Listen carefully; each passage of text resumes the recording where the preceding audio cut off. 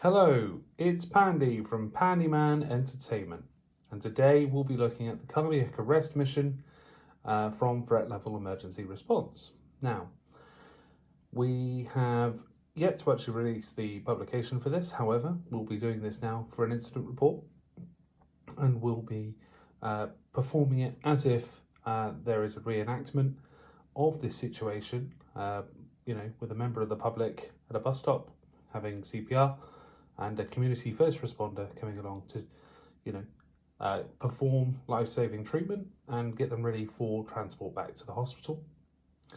What we'll also do is we'll reenact it from the viewpoint of them writing up the report after the incident. So as you can see here, we've got 3 miniatures, or 3 bases in this case, and they will be performing the role of the public. Now, the public, they are trying to make the cardiac arrest patient as comfortable as they can. And so what we'll do now is we'll start turn 1. Now, they're not going to be moving. AI won't move. There's just no need for it right now. They're all in a state of shock. However, some of them are also doing CPR, so they wouldn't be moving. And the other one has had a cardiac arrest and they're unconscious, so they also won't be moving. Now, other than the, of course, liberatory, forceful stuff. So what we'll do is we'll measure for the miniature that we have. So as you see, we've got 4 inches, but we're not going to move all that way. We're actually going to move slightly beforehand, keeping 1 inch away, just to make sure that we haven't charged in. So at this point, they'll be discussing. We'll do an interaction phase and we'll sort of discuss, see what they need. They've managed to perform the task. They now know the situation. The situation is they had a cardiac arrest. They've clearly had all the symptoms. They complained of arm and chest pain, and they've gone down, and now they're unconscious on the floor. So the paramedic now knows what they need to do next, and they'll now start performing the treatment, getting it ready. So what they'll do is we'll now do turn 2. Now, once again, the same one as doing CPR.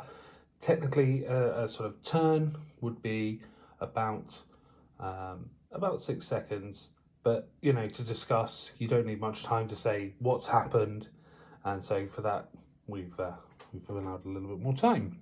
So now we can charge in. We know that they're only 1 inch away, so they're definitely going to make the charge. They're going to start performing the medical combat step. Now, the medical combat step, they need to be in base-to-base contact. It's very much like melee, and so they'll be performing CPR. They'll be taking over from the other person while they get set up. They'll still be doing the pumping, but as soon as they can, they'll get that moving along. So what we'll do now is we'll do an attack. In the case of the melee, the medical combat step. So we'll check they're in base-to-base contact, which they are, you can clearly see. And then we'll also look at, once we know they're in combat, as such, we'll now look at rolling the dice. So what we'll do, roll the dice again. And we have been quite unlucky. We actually got a 5 and a 6, even with our advantage. That's just not enough to save the day on this case. So we're going to have to keep going again. So the heart attack won't get any worse. The heart has stopped. So what we'll do is we'll move on to the next phase, the next turn, sorry. And so this is turn 3. We don't have that many turns. We only have about 6 turns in this game. So we really have to hope that we can get them up to that 3 health points. So there's no movement. There's no need to move. The bus, that's not going to come right now. The person stopping the bus coming into the bus station.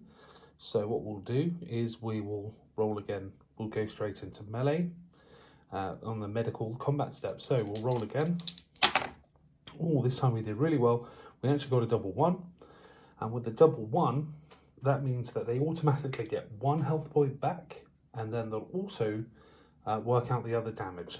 So they'll also get another damage back as long as the cardiac arrest doesn't save. So let's roll that. And the cardiac arrest doesn't save, so they also get another health point back. So then they're still not great, but they're a lot better than they were. And so now we'll move on to the next turn. So once again, no bus, more life-saving treatment required. So we'll move straight back onto the medical combat step, as there's no movement or anything else. Okay, so what we'll do, this is pretty much the last turn they're going to be able to do it. They're getting quite tired, so okay. And they've been quite lucky again. This time they only got a 2, so this time we'll have to roll against the damage again. And they've been lucky again. They've managed to get that free. So then the patient is now at least revived. Their heart is pumping again. They're feeling a little worse for wear, to put it very mildly. And they'll now be able to start treating the patient consciously.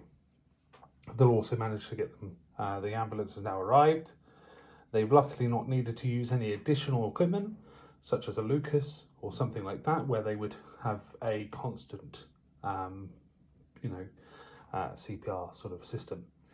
So with that, that's pretty much the mission on this case. So they've been very fortunate and the mission has been a success.